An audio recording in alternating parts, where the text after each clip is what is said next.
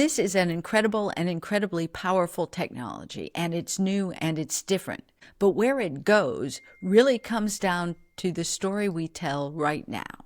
If we tell a story that it's going to lead to worse, it's more likely that it's going to lead to worse. If we tell a story that is going to lead to better, it's more likely that it's going to lead to better. And so it's really important all of us recognize at an individual level, at an organizational level, at a community level, at a societal level. This is undecided, and we decide, not technology. We decide where it goes.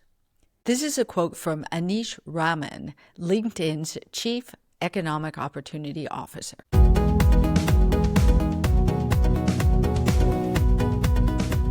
Hi everyone, and welcome to the Human Pulse podcast, where we talk about living well with technology. I'm Fabrice Neuman, a tech consultant for small businesses. And I'm Trager, a human potential and performance coach. This is episode 34, recorded on April 25th, 2026. Human Pulse is usually never longer than 30 minutes, so let's get started. So, Anne, in our last episode, we asked what happens when speed becomes the only virtue in AI.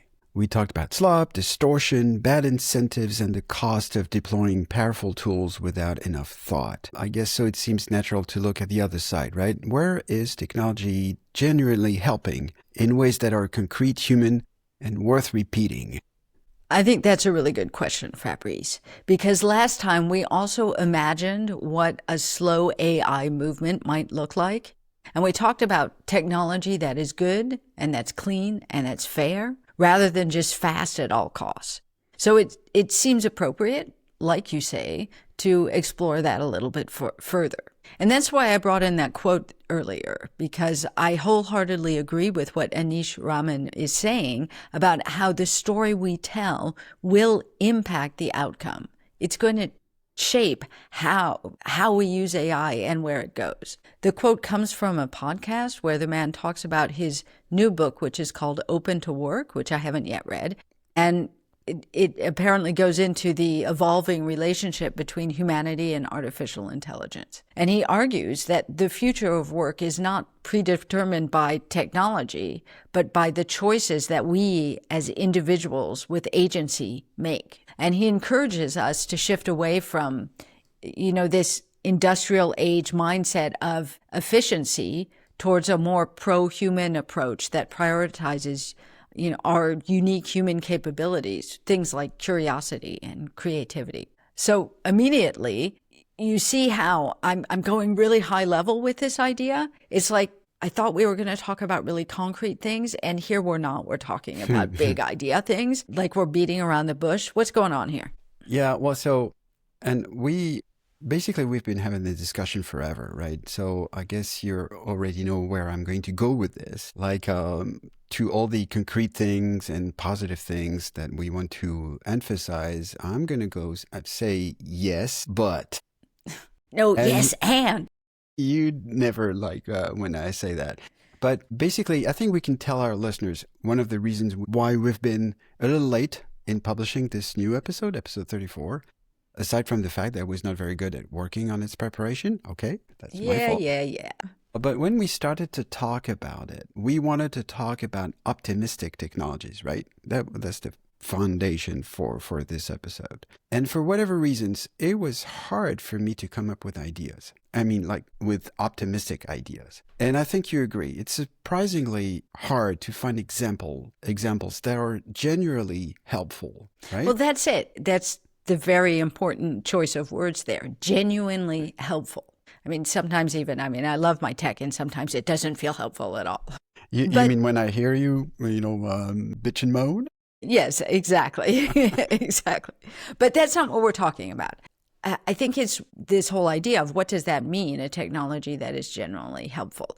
So yes, it's hard to find. And I also think there's something about the fact that you and I both took time away for a little bit of vacation. And so we stopped thinking about tech and we stopped being focused specifically on tech and how, and how it can be helpful or not to other people. And we were actually focused on things like beautiful architecture and wonderful gastronomy and these very, very human creations that were made without any AI at all. And actually, many of them were not made with any modern technology. Okay.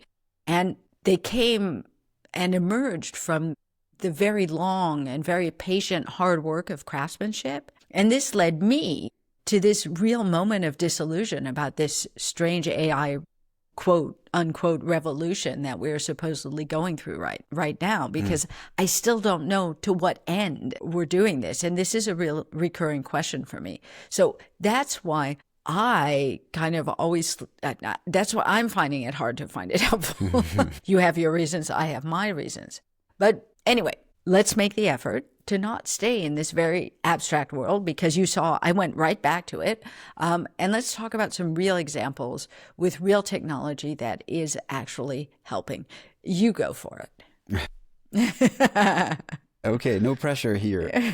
But I guess so. There's one example that came up actually, because there's one piece of tech I'm actually testing now. It's an exoskeleton made by the company Hypershell. On paper, if you will, the idea is wonderful. Basically, it's helping the user walk or run better, faster, easier, so it's a contraption that you put on your legs and around your waist, and it has two motors, the waist level or hip level, basically, more precisely, and helps you do this kind of things, even cycling. But for me, the most surprising thing is how the company presents it to the world, and most notably as a tool for athletes, which is weird, right? Because to me, my first reaction to that was athletes are looking for exercising, building muscles, developing capabilities, not being helped to exercise less. Right? And it's like having some technology-driven doping, if you will. But at the same time, to use the same kind of image used by Anish Raman you quoted, this thing is pretty new. And as far as an exoskeleton design, it's designed for a bigger mass market. So the question remains, what is it going to be used for? We don't know, actually. So it's a proposition from this company. And I don't think the company exactly knows what the answer is going to be. It reminds me of the Apple Watch. The first Apple Watch, even Apple, or even more so Apple, didn't know what it was going to be used for. And then it became, after a couple of iterations, the Apple Watch we know today. And also, to be a bit more complete about this exoskeleton, the high-end version I have also has a fitness mode I discovered a little later, which does the opposite. It doesn't help you, it adds resistance. Well, yeah, but that's the whole point. That's right. the whole point. In that regard, it's a good tool for athletes if you want to build up capabilities. Right, right. So, which means that at least the company thought about two different uses for its device. And so the story is still to be written about what it's going to be used for. Yeah, so we get back to the story still being written. Yes, exactly. And I guess it's such an interesting way to throw it out to the public and say, do something with this. Yeah, and exactly. we're seeing and that. I would say, so the optimistic view is okay, you don't know what it's for. It doesn't mean that it's bad. Yeah, absolutely. Yeah. So there's other technology out there helping people. There's a company which is called G-Tech, G.Tech, and it's been making brain-computer interfaces since 1999, okay, not new, and has introduced some really groundbreaking innovations that help people with strokes and multiple sclerosis and Parkinson's disease to recover lost motor function. And that's really cool and very helpful technology. And they've also done a whole bunch of other applications like making that help make brain surgery really precise, or supporting stress reduction in people, and improving brain mapping tools so that we understand a little bit more how our incredible intelligence, that's I. Anyway, incredible intelligence. No, that's works. not going to stick. No, Forget about okay, that. I'm trying. Okay. And of course, they have like gaming gaming tools that they're working on and other art related kinds of things. I mean, it's a very vast array of things that they're working on, even exploring EEGs of pigs and alpacas and cows and goats. Okay. So, they just do some really, really cool things. So that's helping people. I also found a few examples of how like actual machine learning and AI are helping the planet. So there's a Swiss startup, which is, I don't know how you pronounce it exactly. It's Oxyle. I would say Oxyle. Yeah, that's Oxyle. And it's tracking the forever chemicals that are contaminating water. And what makes it interesting is that the system is designed to actually destroy those forever chemicals rather than just filtering them out and relocating them. And, it's showing some really, really promising results in industrial wastewater. So, hey, yay, let's support endeavors like that. Please. Yeah. There's a new way to irrigate rice paddies, and apparently rice paddies, like traditionally you flood the paddies. We've all seen the pictures of, this flooding, and apparently there's a methane problem with this traditional method of irrigating rice paddies. And that I never knew about. I know. You learn these incredible things. And so Google is funding this new N-drip, gravity-powered drip irrigation system, which is reported to be really, really effective in saving water, so 50% less water, and increasing yield, a 5.4% yield increase, and 80% lower methane emissions versus this traditional flooding method. So yay, again, yay. Yeah. This is one of all things. And there's a whole bunch of other stuff going on as well. So it's not so hard to find it. I mean, there's something called the Global Fishing Watch that is tracking fishing vessels so that we can sort of hope to have a little bit of transparency in that industry. There are scientists out there who are using all kinds of crazy tech to track wildlife so that we can preserve some of this wildlife. There's a lot of tech being used for farmers, of course, to make farming, as we see with the rice farming, more efficient and to produce more in ways that are less harmful to the environment. And there's Google DeepMind is using some like really amazing technology to make more accurate weather predictions. So that has real impact immediately for all kinds of things, the flying industry, among others, and of course, just population safety overall. So there's a lot of really good technology out there that is that's actually not so hard to find. Yeah, I think you're right. And these stories also reminded me of some products shown at CES in 2025, for example. We talked about it, I think, already, like this CSEE haptic device helping blind people to actually, quote unquote, see thanks to haptic feedback sent to their lower back through a belt with micro pressure dots pushing in. That's amazing. And that's incredible. Who thinks of these things? Who thinks of these things? Incredible. And so if you go on their website, you can see like someone trying it for the first time. So they put some kind of quote unquote glasses, but just like cameras, obviously. And so you can see, for example, this guy walking through a door right in the middle of the door. He's blind, right? And he's not touching it. He just walks through the door. That's amazing. Yeah. There's also the glasses by a company called Nuance that help you hear better. And no, it's not a mistake I made. No, it's a pair of glasses integrating microphones in the frame and using AI to determine who you are talking to better enhance the audio you need. Okay, honestly, I think that's just a brilliant idea. I'm not exactly sure I even need that because if I put my glasses on, I hear better because I'm short-sighted. And so if I take my glasses off, I'm just totally unaware of the world beyond a few meters away. That's the thing. So I had a friend at university who also was like that because basically you put your glasses on and then you're more focused on whatever you have around you, right? Yeah. So anyway, Yes. Yeah, these are the examples that can help us be optimistic with the use of technology in general, in AI in particular. We Yeah. were talking about, so what good use can we take with AI? And so these are good examples. The real problem I have is the fact that the big headlines in tech press are drowned, or even like regular press, are drowned by those big companies like OpenAI, Anthropic, and of course Google, so thirsty for money and investment that they take almost all the space, Yeah, which no, is the and traditional trap. exactly. And so I realized as I was listening to all of these examples and doing, looking for these examples, and as we continue this conversation, is that whole, negativity trap that we've been, it creates this distortion in our thinking as if the good stuff wasn't out there, when most of what's being done is actually really good stuff. Yeah. I mean, like really, really good stuff. And it uses AI of all different kinds, not just generative AI. So, yes, Yeah, beware of the distortion.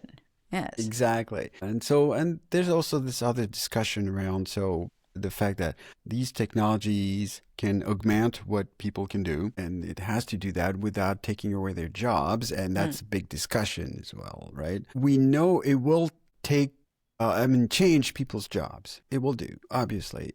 And there's certainly no going back on that end. And it happens every time a disruption occurs. So some jobs disappear and some new jobs rise up. And there's an example of that. So there was an article in the Wall Street Journal published on April 2nd. Let me read you just the beginning of it, right? So it's titled, "The New Jobs Being Created by AI." First of all, right, it's like a counter argument over all those people saying, so it's going to destroy every job. So here it is. "Artificial intelligence has sparked fears it will become a job killer. It's also fueling a crop of new careers. AI created 640,000 jobs between 2023 and 2025 in the US, according to an analysis by LinkedIn of job posting data, including new white-collar positions such as head of AI and AI engineer. That tally does not include the huge number of temporary construction jobs tied to building the mammoth data centers AI relies on." My mind just went off. And all of those jobs it's going to create for people who are going to have to bring water into the areas where the data centers are using up all of the water. Okay, no, That's sorry, I'm another going. thing that, I'm going off we're going into to talk about it a little later during this episode. But yeah, still, this article does shed a different light on what AI does on our society than what we usually hear from the big names of AI, right? Because we hear from, Dario Amodei, the founder and CEO of Anthropic, and Sam Altman from OpenAI. They keep saying that the AI will replace lots of workers. The thing is, as I was mentioning before, those two guys, for example, they're working on their IPO. They want new, people from markets for the development of their technology. So it's very unfortunate, but it seems that to get money, you have to say aloud that you want to replace humans by machines. And this is how you get money, which is very sad. So I think this is one of the bases of the pessimistic view because of those big names doing this. And so in order to recapture the narrative, we need to remind ourselves all the good things that tech can do. Yeah, exactly. Well, and that goes back to, what we were talking at the beginning, that, what is the narrative we want to build around this? Absolutely. So it takes us back to the choices we make, so we can decide what we want to use, right? I also would want to add that those big companies have to be part of the positive narrative that we just mentioned. And I don't think they're doing a good job at that. They talk about this never-ending need for more compute, leading to the construction of more and more data centers that a lot of communities are rebelling against for good reasons. So it seems, because the buildings, they consume so much energy and so much water, as you were mentioning. And more often than not, it leads to a steep raise in prices of utilities around them and can have a real detrimental impact on the environment. That's too bad, right? And there's also another thing I wanted to mention. There's the question of trust. We talked about it several times here in this podcast. But just one example I heard recently on the Vergecast, the episode of April 10th, 2026. I will put a link in the show notes. One of the hosts, listen to that. That's incredibly bad. David Pierce, he used Claude to vibe code an application, as you do. Of course, as you do. Right? Yes, right. Absolutely. And he asked Claude to compile the code to actually get the app running on his smartphone, right? And what he got as a result was somebody else's app. That's amazing. Like, you mean it just poached the app and... Yeah, exactly. It means that somebody else was using Claude to vibe code their own app. And what David Pierce got was this other people's app, the result. Right? And so he obviously... installed on his phone. Right? Yeah, exactly. Exactly. Yeah, and running, right? That's very bad. So obviously he understood what happened. And so he told Claude that it wasn't his app. And Claude basically answered, oh, sorry, I grabbed this from the wrong URL. Let me try again. And then it worked. Right? And there are numerous examples of that, which means that this is, for me, what relates to the fact that the companies need to help us in the narrative, not by just saying trust us, but by showing us that we can trust them. Yeah. Okay, so I was going to warn you about circling back to the negative, but you're right. I mean, how can we hold these large companies accountable to helping us all make this a positive, good and helpful technology? If we circle back to the opening quote, the idea is that humans are not passive in this at all. So, we might feel like we don't have any impact on these large companies, and it is their responsibility, but it is also every single one of our responsibilities to figure out how this is going to work, and we'll do it because the choices we make will shape how these technologies are being used. And this is where our agency lies. So in making those choices every day and in figuring out, what we're going to do with this. I think maybe the right question is, what kind of human work do we want technology in the broad sense to support? And what kind do we want to hand over to technology? And again, it's not all about becoming more productive and then replacing humans. It's about how can we help humans do what they do best and let the machines do what the machines do best. And what is that actually going to look like? Okay, so let's also circle back to the trip that I mentioned earlier when we were out there not talking about tech and we were talking about enjoying some of the finer things that life has to offer. Because I'm also keenly interested in how technology can actually, if we talk about augmenting humans or helping humans, deepen enjoyment of the human experience. Yes, indeed. And so, we can finish on a more down-to-earth level. And I'm really talking about earthly pleasures right here. Like we both learned recently of an apparatus. Not in a weird way. No, well, so what's weird about it anyway?